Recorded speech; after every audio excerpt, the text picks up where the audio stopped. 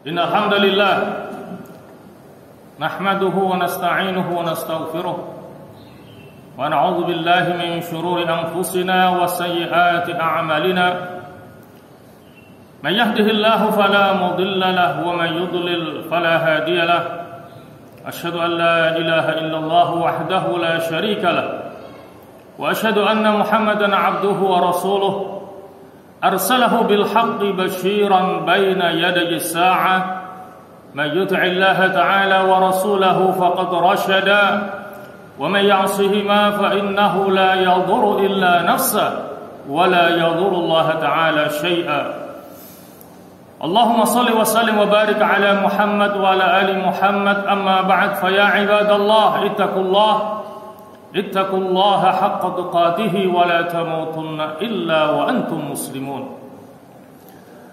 Ma'asyiral muslimin yang salat Jumat rahimakumullah, marilah kita senantiasa berusaha untuk meningkatkan kualitas keimanan dan ketakwaan kita kepada Allah dengan melaksanakan perintah-perintahnya, meninggalkan larangan-larangannya guna menggapai kebahagiaan hidup dunia sampai akhirat nanti.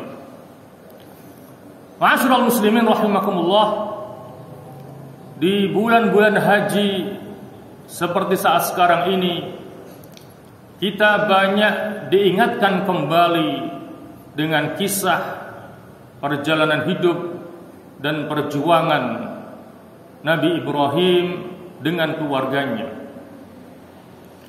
Kisah perjalanan hidup dan perjuangan Nabi Ibrahim dan keluarganya di dalamnya penuh dengan pelajaran dan juga penuh dengan peringatan bagi orang-orang yang beriman. Inilah yang difirmankan oleh Allah Subhanahu wa taala dalam surah Hud ayat 120. Allah Subhanahu wa taala berfirman, A'udzu billahi minasyaitonir rajim. Wa kullan naqussu 'alaika min amba'ir rusuli ma nuthabbitu bihi fuadak wa ja'aka fi hadhil haqqu wa mau'izatu wa dzikra lil mu'minin. Yang artinya, dan semua kisah para rasul kami menceritakannya kepadamu wahai Muhammad dalam rangka untuk meneguhkan hatimu. Dan telah datang kepadamu pada kisah-kisah itu al-haqqu, kebenaran, wa mau'izah, dan pelajaran, wa dzikra lil mu'minin, serta peringatan bagi orang-orang yang beriman. Ma'asyiral muslimin rahimakumullah, Anas bin Malik menceritakan ada seseorang yang datang menghadap Rasulullah, kemudian memanggilnya dengan panggilan ya khairal bariyah, yang artinya wahai sebaik-baik manusia. Kemudian Nabi kita Muhammad menanggapinya dengan mengatakan wadzaka Ibrahim alaihissalam, dan itu adalah Ibrahim alaihissalam. Maksudnya sebaik-baik manusia itu adalah Nabi Ibrahim alaihissalam. Ini menunjukkan akan ketawaduan Nabi kita Muhammad sallallahu alaihi wasallam. Akan tetapi kita sama-sama tahu bahwa sesungguhnya sebaik-baik manusia adalah Nabi kita Muhammad sallallahu alaihi wasallam. Karena beliau pernah mengatakan dalam sebuah hadisnya, ana sayyidu waladi Adam. Aku adalah pemimpinnya anak keturunan Nabi Adam. Beliau mengatakan ini bukan karena kesombongannya, karena beliau tidak pernah berkata-kata keluar dari hawa nafsunya. Yang beliau katakan semuanya adalah wahyu dari Allah Subhanahu wa taala. Wa ma yantiqu 'anil hawa in huwa illa wahyu yuha. Kalau pada saat itu Nabi kita mengatakan bahwa sebaik-baik manusia adalah Nabi Ibrahim, barangkali pada waktu itu Nabi kita belum tahu akan kedudukannya di di sisi Allah Subhanahu wa taala sebagai sayyidu waladi Adam, sebagai pemimpinnya anak keturunan Nabi Adam alaihissalam. Ma'asyiral muslimin rahimakumullah, oleh karena itulah pada kesempatan khutbah kali ini kita akan coba sampaikan beberapa pelajaran yang bisa kita petik dari kisah perjuangan Nabi Ibrahim dengan keluarganya. Pelajaran yang pertama, Allah Subhanahu wa taala telah menganugerahkan kepada Nabi Ibrahim yaitu ar-rusydu, sebagaimana yang Allah firmankan dalam surah Al-Anbiya ayat 51, "Walaqad ataina Ibrahima rusydahu min qablu wa kunna bihi 'alimin." Yang artinya, dan sungguh kami telah berikan kepada Ibrahim rusydahu, petunjuknya, min qablu, dari sebelum Musa dan Harun, wa kunna bihi 'alimin, dan sesungguhnya kami terhadapnya mengetahui. Apa itu ar-rusydu yang Allah berikan kepada Nabi Ibrahim alaihissalam? Ar-rusydu adalah ilmu yang diiringi dengan hikmah, pemahaman, serta hujjah yang kuat dalam memerangi kebatilan dan menegakkan kebenaran. Dan itu telah dicontohkan dan dipraktekkan oleh Nabi Ibrahim alaihissalam. Misalnya ketika beliau berdebat dengan para penyembah berhala di negeri Babilonia, beliau juga berdebat dengan para penyembah bintang di negeri Syam. Dan kita lihat bagaimana keberanian beliau dalam menghadapi penguasa Babilonia yang kejam, yaitu Raja Namrud. Itulah contoh bagaimana Nabi Ibrahim telah diberikan ar-rusydu oleh Allah Subhanahu wa taala. Adapun pelajaran yang kedua adalah bahwa Allah Subhanahu wa taala telah menganugerahkan kepada Nabi Ibrahim sifat kunut. Kunut artinya tunduk dan patuh kepada Allah Subhanahu wa taala. Dan ini difirmankan oleh Allah Subhanahu wa taala dalam surah An-Nahl ayat 120, "Inna Ibrahima kana ummatan qanitan lillahi hanifa wa lam yakum minal musyrikin." Yang artinya, sesungguhnya Ibrahim itu adalah ummah. Ummah artinya imam yang patut untuk diteladani. Qanitan lillah, tunduk dan patuh kepada Allah. Hanifan, yang bersikap lurus. Walam yakum minal musyrikin, dan dia bukanlah termasuk di antara orang-orang yang mempersekutukan Allah Subhanahu wa taala. Ma'asyiral muslimin rahimakumullah, adapun pelajaran yang ketiga adalah Allah Subhanahu wa taala telah menganugerahkan kepada Nabi Ibrahim kepasrahan dan kepatuhan dalam menjalankan semua syariat Allah, meskipun hal itu bertentangan dengan nalarnya atau perasaan dirinya. Hal ini bisa dicontohkan pertama, bagaimana kepasrahan, ketundukan Nabi Ibrahim ketika menempatkan istrinya Hajar dan putranya Ismail yang masih kecil di sebuah lembah yang kering, tandus, dan tanpa adanya penghuni seorang pun.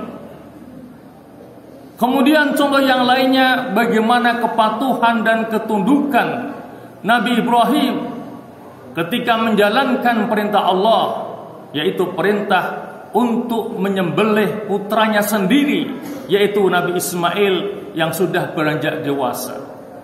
Itu semuanya contoh menunjukkan bagaimana beliau sebagai pribadi yang kunut, yang senantiasa tunduk dan patuh dalam melaksanakan perintah Allah, meskipun perintah itu bertentangan dengan nalar dan perasaannya.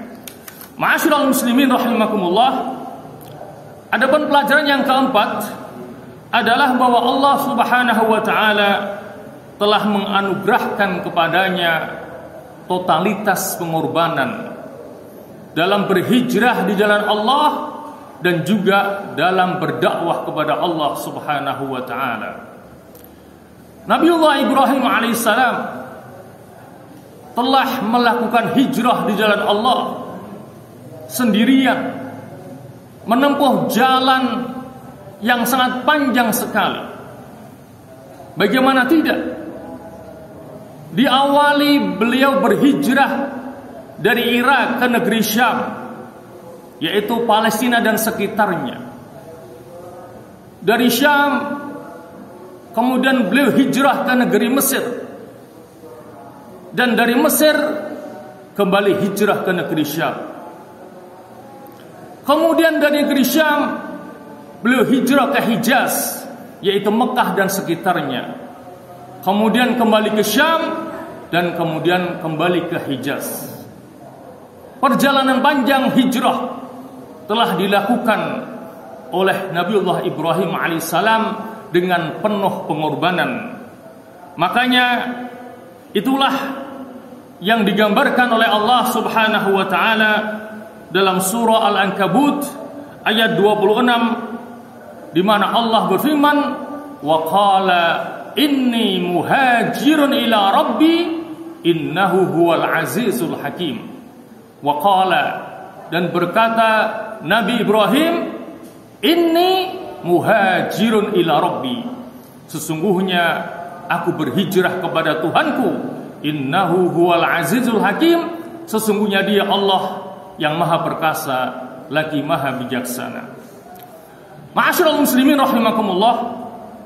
Adapun pelajaran yang kelima adalah bahwa Allah Subhanahu wa taala telah menganugerahkan kepada Nabi Ibrahim alaihissalam rasa tawakal yang tinggi dalam segala urusannya.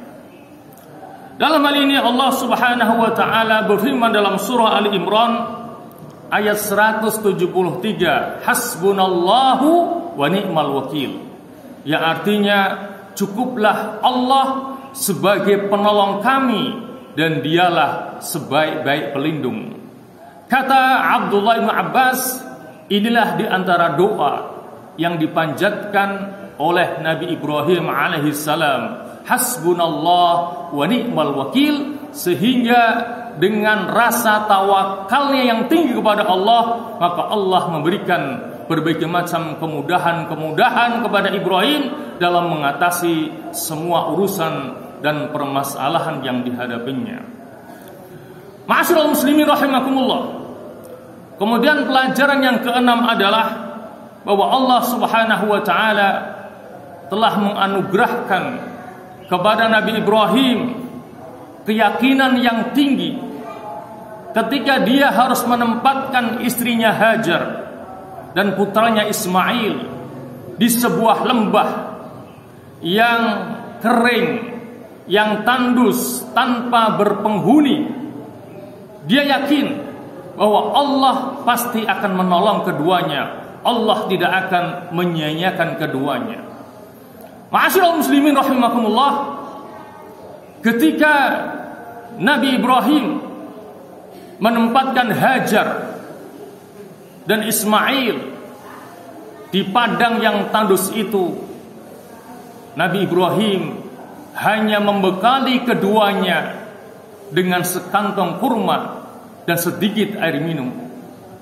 Kemudian Nabi Ibrahim pergi untuk berhijrah menuju ke arah negeri Syam.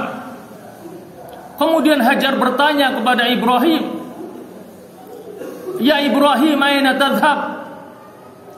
Wahai Ibrahim, engkau hendak pergi ke mana? Wa tatrukuna bihadzal wadi alladhi laysa fihi insun wala syai'. Sementara engkau meninggalkan kami berdua di sebuah lembah yang tidak ada penghuninya dan tidak ada apa-apa. Tetapi Nabi Ibrahim tidak menoleh ke belakang dan tidak menjawab sepatah kata pun atas pertanyaan istrinya tadi.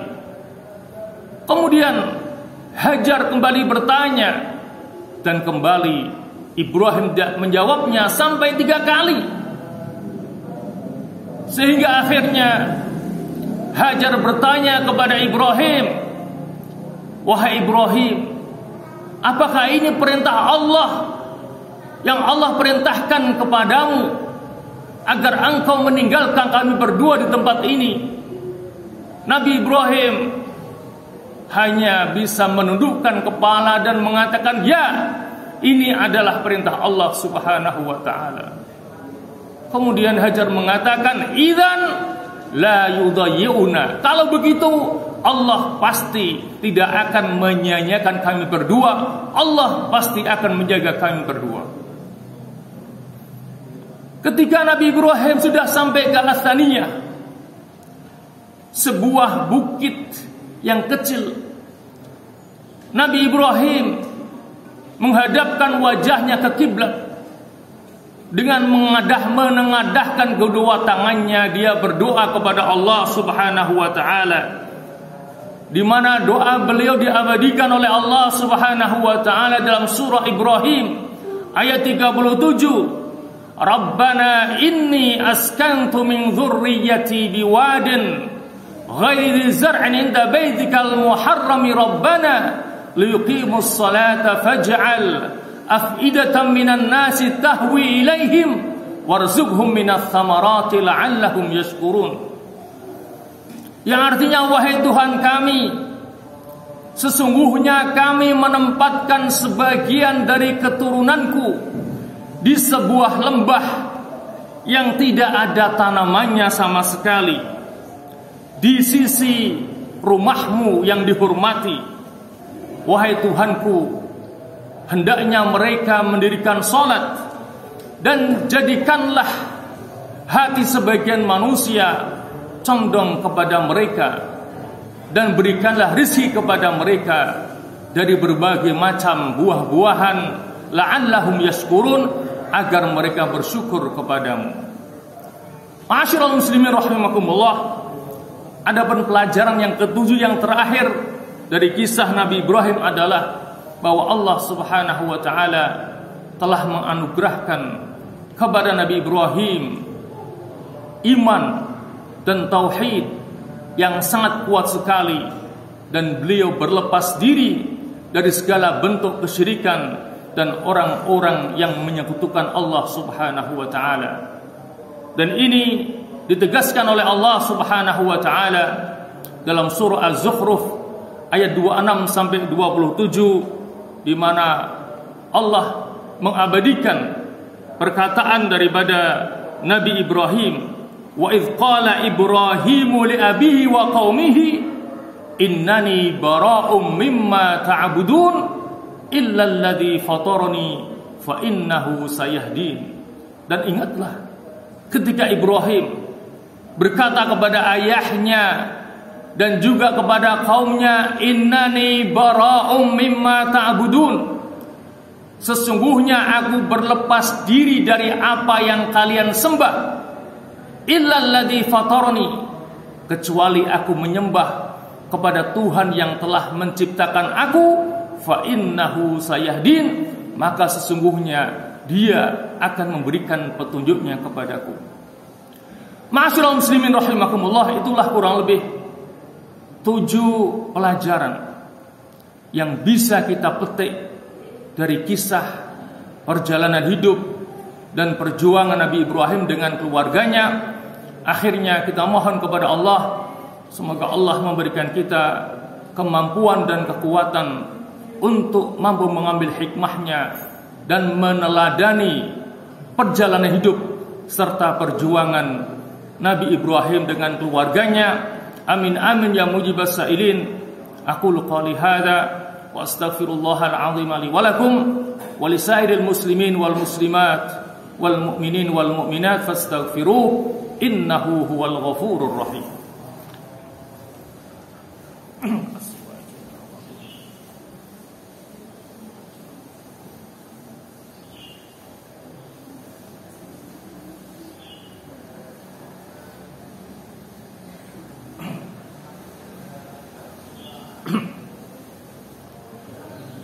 Alhamdulillahi ala sunufi na'ma. Ahmadullah subhanahu wa ta'ala wa ashkuruhu ala jazilil ata. Wa ashhadu an la ilaha illallah wahdahu la sharika lah. Syahadatan adakhiruha liyawmil liqa. Wa ashhadu anna Muhammadan abduhu wa rasuluhu asfal asfiya. Wa ala alihi wa sahbihi al-kurama. Amma ba'd fa ya ibadallah. Ittaqullaha al-malik ad-dayyan. Tadkhulu bi rahmatihi fasihal jinan. Thumma a'lamu أن الله تبارك وتعالى صلى على نبيه قديما وأمركم بذلك إرشادا لنا وتعليما فقال تعالى ولم يزل قائلا عليما إن الله وملائكته يصلون على النبي يا أيها الذين آمنوا صلوا عليه وسلموا تسليما اللهم صل على محمد وعلى آل محمد كما صليت على إبراهيم وعلى آل إبراهيم وبارك على محمد وعلى آل محمد كما باركت على إبراهيم وعلى آل إبراهيم في العالمين إنك حميد مجيد اللهم اغفر للمسلمين والمسلمات والمؤمنين والمؤمنات الأحياء منهم والأموات إنك سميع قريب مجيب الدعوة يا رب العالمين اللهم أصلح من في صلاحه صلاح الإسلام والمسلمين